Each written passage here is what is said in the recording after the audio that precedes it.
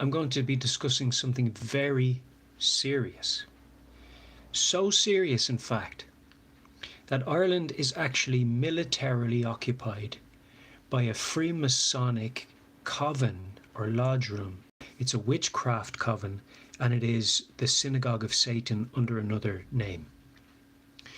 Freemasonry contains many different orders that, because of their corruption and attempts to infiltrate society and lead it off course and into debauchery, have gone underground and hidden under the umbrella society of Freemasonry. So that contains Knights Templars, it contains all sorts of orders that are satanic and have hidden for centuries. Now, I want to discuss today the Constitution of Ireland in one point, because there are so many different ways in which Freemasonry has attempted to destroy our societies, the well-functioning infrastructures inherent in our Constitution, which preserve good morality, that it wouldn't be possible to get them all out in one concise or succinct video that could hold your attention for long enough. Now, I'm going to make it very simple. When Beyonce said girls run the world and shook her hips, women were led to believe that girls running the world meant that they had to leave the home and get a job. This is a misuse of media to promote such a thing which is known to be detrimental to society, human society in general, not only against the Irish Constitution, but against societies all across the earth, that women would stay in the home and take care of the children, manage the home, and be integral there. Instead of that, they led people to believe that girls running the world equated to them leaving the home and getting a job. All Beyonce had to do, because of the groundwork that was done before her, was shake her hips and say girls run the world, and create this standard of behaviour or aspiration which was considered therefore to be the validation or the social acceptance of a woman if she attained to that standard. So the false standard was women must leave the home in order to be validated as women, in order to run the world, when actually the contrary was true and is true, always has been and always will be, that the woman in the home is integral to or vital to the proper functioning of society, such that our ancestors in Ireland, our granddads and theirs, knew that it ought to be enshrined in the Irish Constitution that women would be protected in the home, and not only that, but the gainful employment that was afforded to the man would mean that the woman would never be in an economic situation where she would be forced to leave the home if the government were doing their jobs. Now, we know that it's not accidental or as a result of some kind of economic crisis that women are now required to work as a result of poor economy, because it pre-existed any report of a crisis economically. And this is, of course, to disassociate and to draw people's attention away from that women might get a job because they had to. Because what they're trying to do is they're trying to implement these corruptions within society, turn the Constitution on its head, under the radar, so people don't even really know what's happening, so they won't contest it. Because if people don't know what their rights are, they won't expect that their government will implement those rights, because they didn't even know they had them. It's like if you had €1,000 that nobody told you had, it was your inheritance, and I took it. You wouldn't even know I took it because you didn't know you had it. So I want to point you to the Irish Constitution. I'll try and keep this video under 10 minutes. The Irish Constitution says, and this is in the article called The Family within the Irish Constitution, and this is the exact wording. Now listen carefully, because the freemasonic servants of the devil who've gotten into government don't care about your constitution, and that's exemplified in their behaviour, in their conduct, and in their failure and failings to implement the Constitution of Ireland. Here it is, as it pertains to the woman in the home. You listening? So our ancestors wrote this.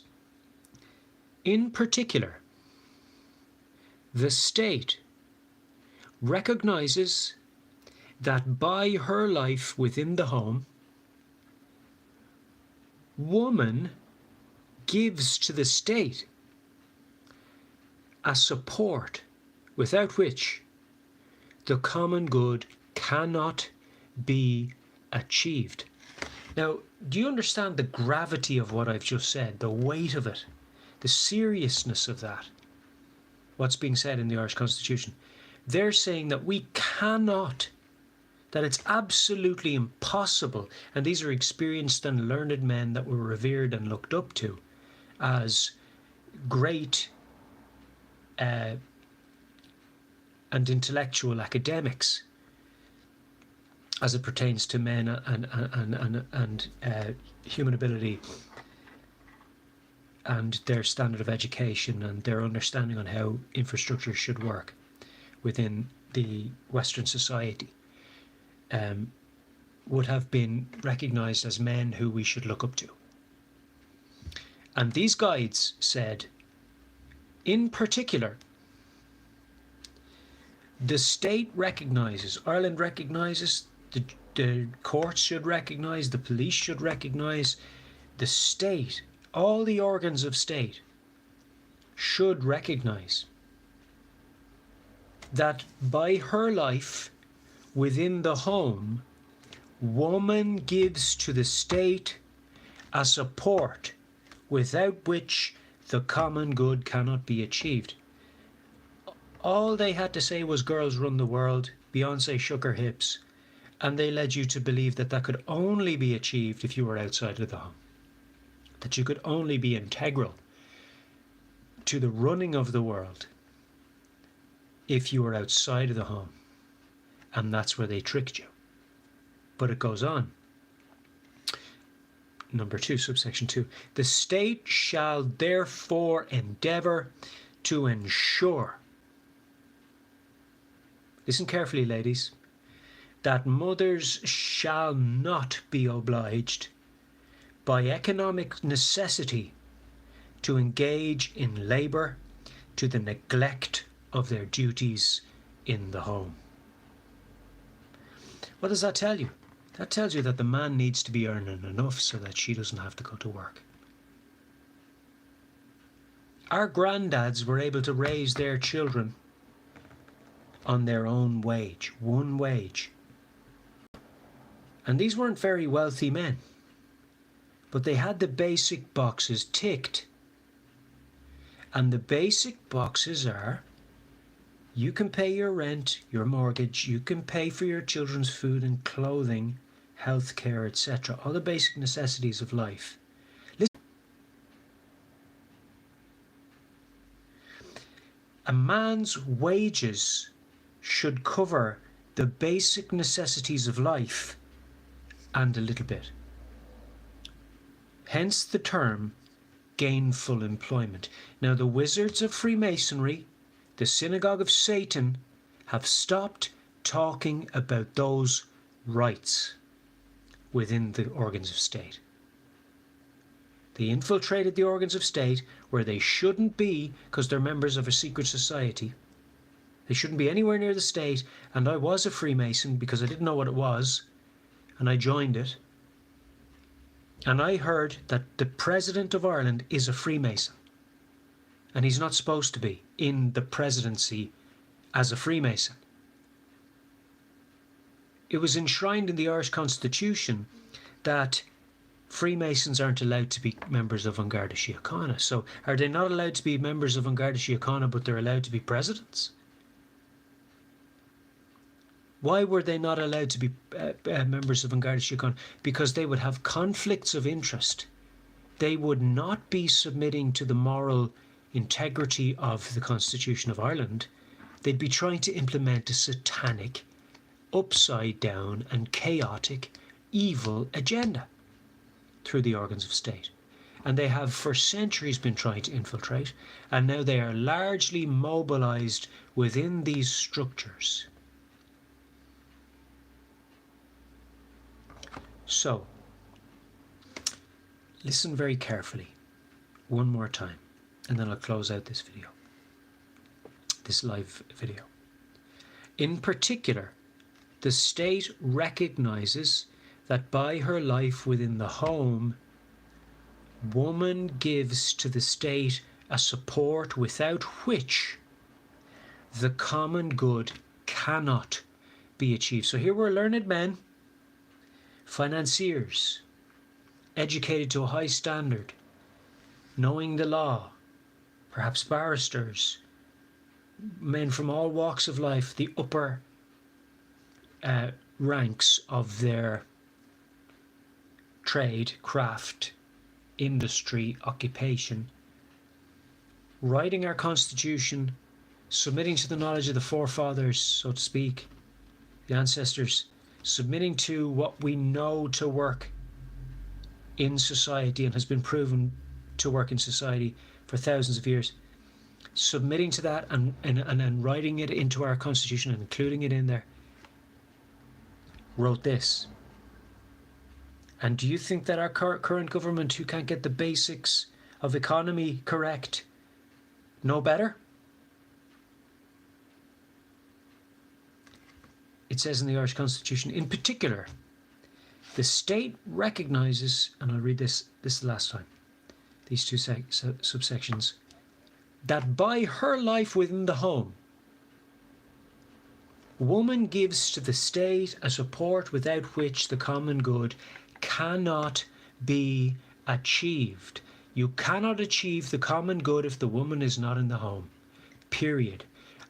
Some of our most learned Irish men, our ancestors who were revered, so I'm revering them and writing books about them and then not doing what they tell you to do to preserve society. Oh yeah, De Valera, what a great man, let's not do what he said. You know, it's absolute nuts. The state shall therefore endeavour to ensure that mothers shall economic necessity to engage in labour to the neglect of their duties in the home. Now, why are they considered women's duties? Because women can only do them to the best standard. Men can't do them. We're not designed to. We can try, but much like a woman trying to do a man's job, we will fall short. A woman is designed, ideally, to be the one at home. Homemaking. She is the best at it. And why would anybody place her in an area where she's not the best at it? But more importantly, why would they place her somewhere, even if she's very good at it, to the detriment of the society in general? Last time, I said this would be last time, but I just want to reiterate one more time on that note. In particular, the state recognises that by her life within the home, woman gives to the state a support without which the common good cannot be achieved. This is what our most learned men of the century, this century and the last century have said. Do you know better than them? Do you know better than all of those learned men, wise kings of the past throughout thousands of years? Do you know better than them on how to order society? I don't. Because you can't know better than them. Because they had the same wisdom on these matters and implemented them within societies to good effect. The state shall therefore endeavour to ensure.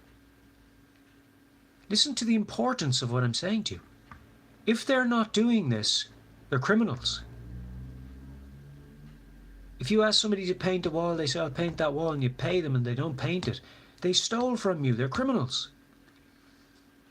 Unless something led to them being incapable of painting the wall.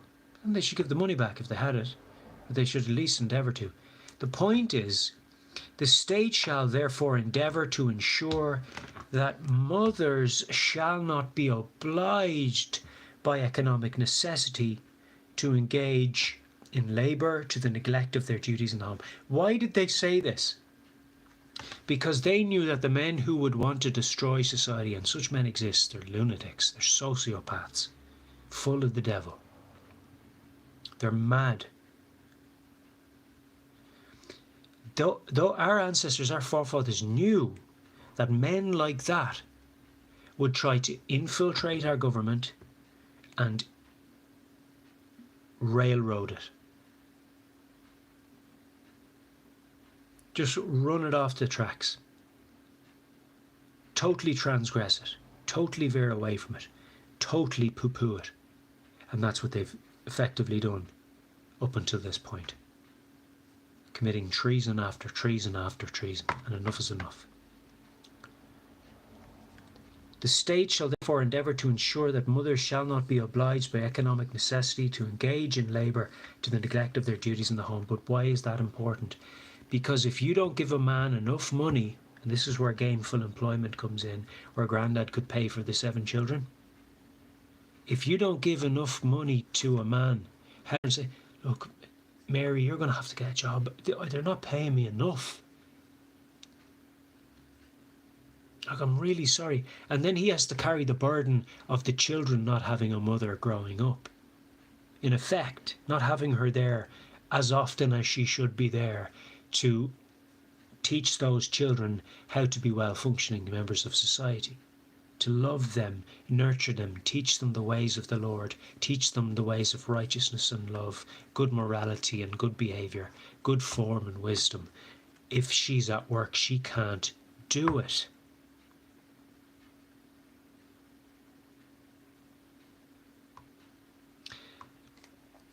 Now, it's not acceptable that our government would pay a man so little that the woman has to go to work.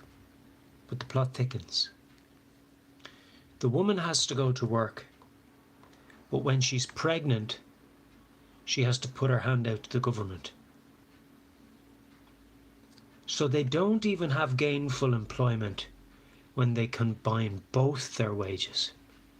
And that very much angers me.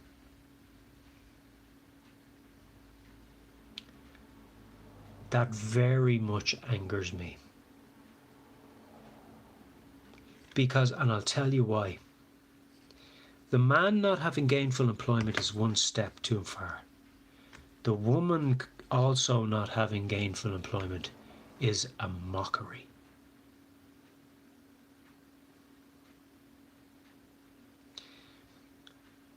Mary, you have to...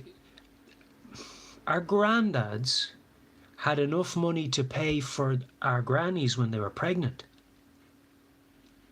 Now, men and women collectively, combining their wages from their full-time jobs, don't have enough money to take care of her when she's pregnant, so that she has to put her hand out to the government even though she's working 40 hours. Where do the government get their money? They get it off the people. So if the government are getting their money off the people, how do they have money left to give the people that the people don't have? These are criminals. Not just criminals. They're mockers who can't resist an opportunity to overstep. They can't resist an opportunity to commit a crime. They can't resist it. Too tempting.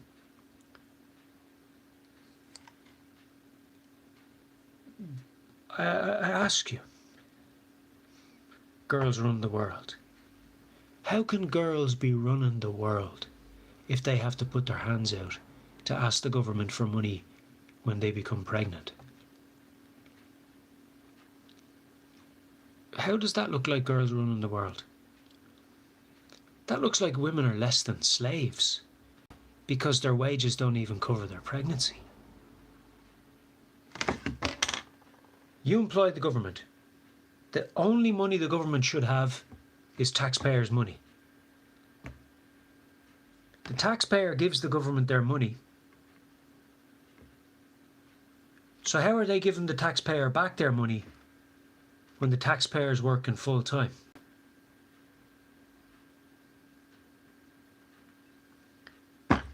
We give the money to the government to give it back to us.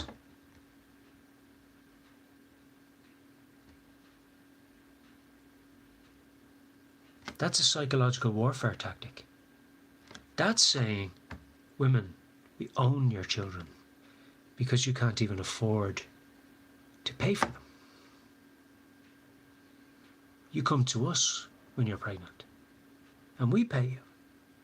And that doesn't only make you feel less than capable, but it totally emasculates your husband because he's not able to look after you when you're pregnant. So he's emasculated, removed as the head of the household. You think you're running the ship and you're queuing up for money when you're pregnant. It's a mockery. The state shall therefore endeavour to ensure that mothers shall not be obliged by economic necessity to engage in labour, in work, to the neglect of their duties in the home.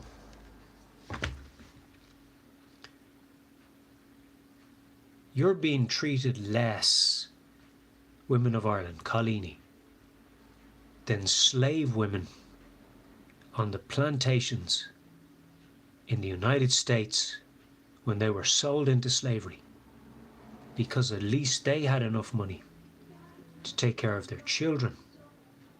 At least the men had a house and a roof over their women's head, and at least they were getting paid for their labour and were learning a trade and a craft. And when the woman became pregnant, they had enough. You don't. You have to queue up to the government. You're worse off than a slave in the plantations in America when they were in operation. You're less than a sojourner in your own land. Less than. Can you see my anger now?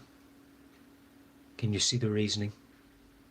When people want to queue up to take a picture with the pike man, sing ballads about Irish freedom, and you're being treated less than a slave, and you don't even see it because you have paper bags full of plastic crap. So you think you're winning. Loads of stuff you don't need, nothing that you do need. Why? Because the things that you need that keep you separate from the state and the fundamental unit of society, the family, the home, as above the state, are being removed you.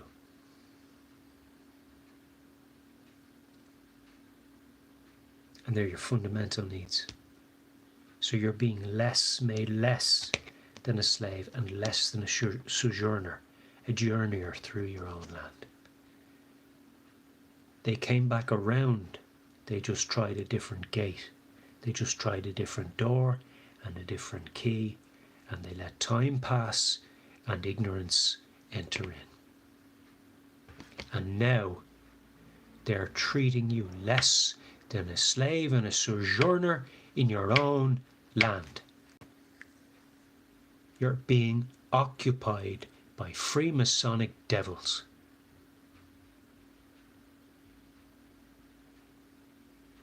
Devils.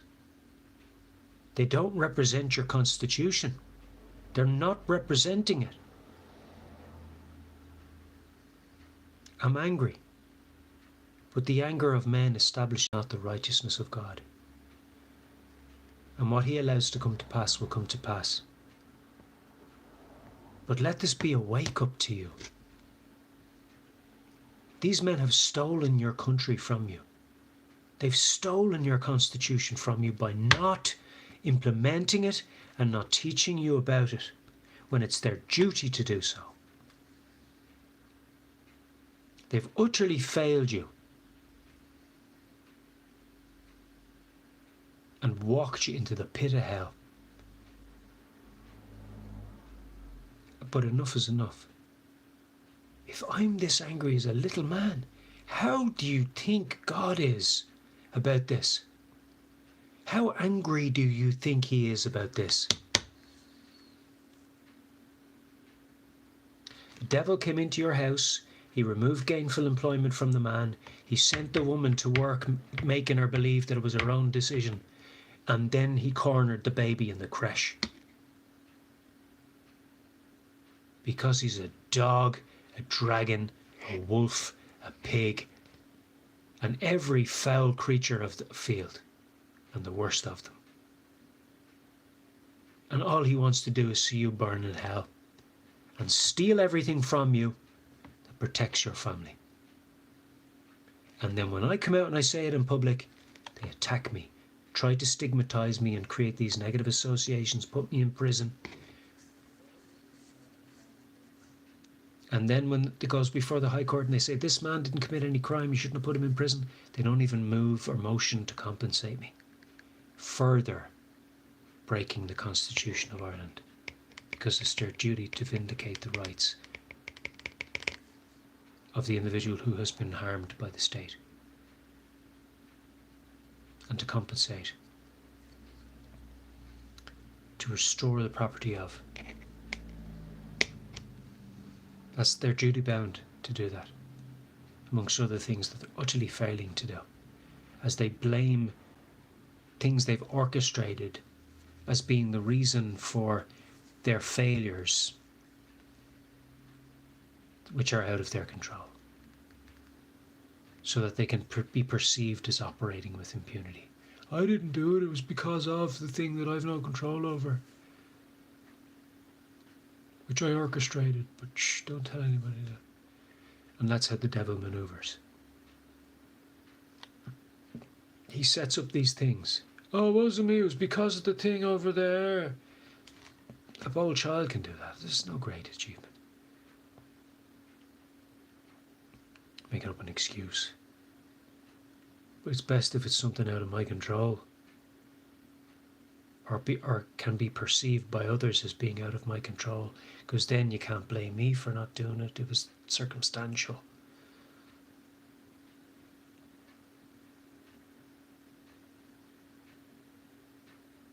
Nonsense. Nonsense. And they make up terms so they know what they're doing, and they expose themselves when they do it. Living wage is not in the Constitution. Minimum wage is not in the Constitution. Gainful employment is. That's why they don't talk about it. Because if the man has gainful employment, the woman doesn't have to go to work. If he doesn't, she does, or they're out the door. That's a crime. That's our government, our mobilised military faction that are coming against your rights. Your country's under occupancy and has been for the guts of a century. Effectively.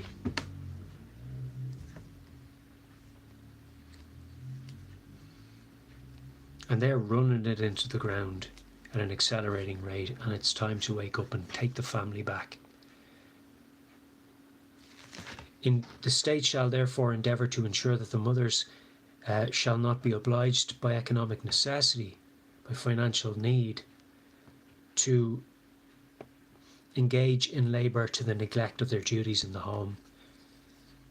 I, as one who grew up in a home that had a mother, a stay-at-home mother, can tell you that it's very valuable. Very valuable.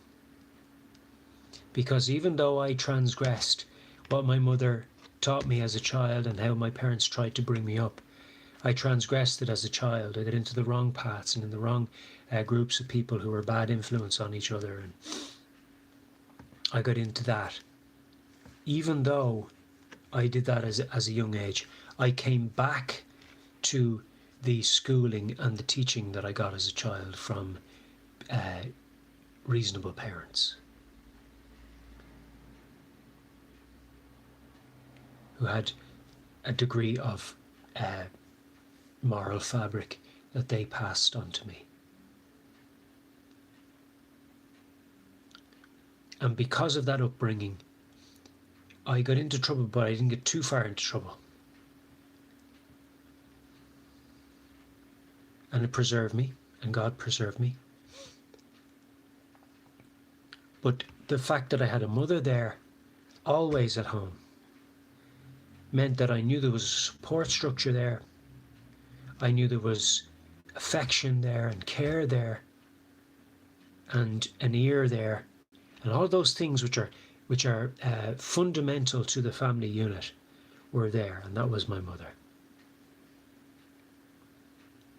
And she was there building a home. You cannot build a home if you're a full-time worker. You can't do it. It's not fair to ask women to do both things. It's not fair. It's not good enough to put that on their shoulders. It's detrimental to the society, and we mustn't accept it, because our Constitution says that they're breaking our laws. And it stops, has to, if we're to uphold our Constitution and preserve the family unit. In particular, the state recognises that by her life within the home, woman gives to the state a support without which the common good cannot be achieved. And it's men who understood economy that wrote that. They're telling you it's economically impossible, it's mathematically impossible for the common good to be preserved within a society if the woman is at work and not at home. It's impossible.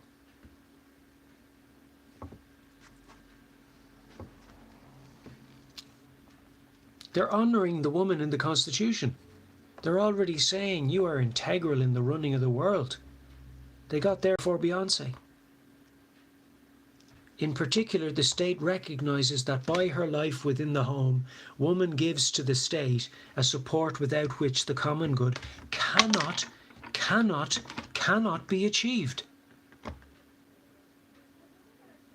It can't be done. Now you have women running the world. They're so full of themselves and their own importance, and their children live in the creche and after school care. They're going around thinking they're running the place, and then they have to put their hand out when they're pregnant to the government. They're not running anything, not even their own home now. The state shall therefore endeavour to ensure that mothers shall not be obliged by economic necessity to engage in labour to the neglect of their duties in the home.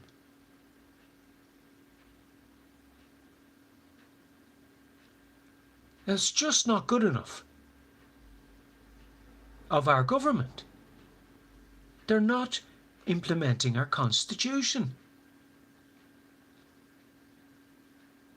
They're bold. They're criminals. It's not acceptable. It's very serious. It's treasonous. You can go to prison for your life for treason. As a president, as a policeman, as an organ of state member, you can go to prison for your life for treason of this kind.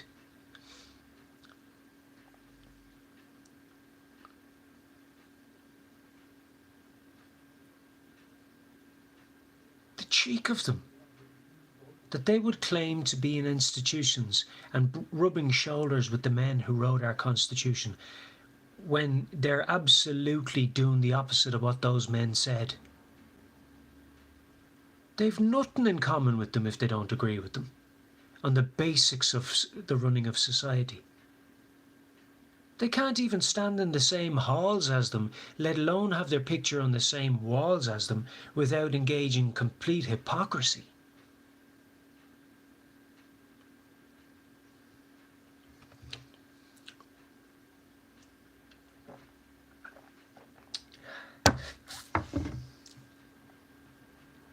It's bad. It's that bad that the fundamentals of our Constitution have been ignored. And they've done the opposite. Now, guys, I'm sorry for my anger, but this is so bad. It doesn't get any worse than that. That's the devil. That's his ugly dragon head. And it needs to be crushed before it's too late. Now, I'm giving you plenty of warning. You need to call your government under control. And you have the power as the people to do it. It's not about boycotting. It's not about overturning the government. It's about getting them to do the job you pay them to do, according to the laws of this land. Because if they're not upholding your constitution, they're not lawfully your government, but are fraudsters and usurpers. Blessings in Jesus' name.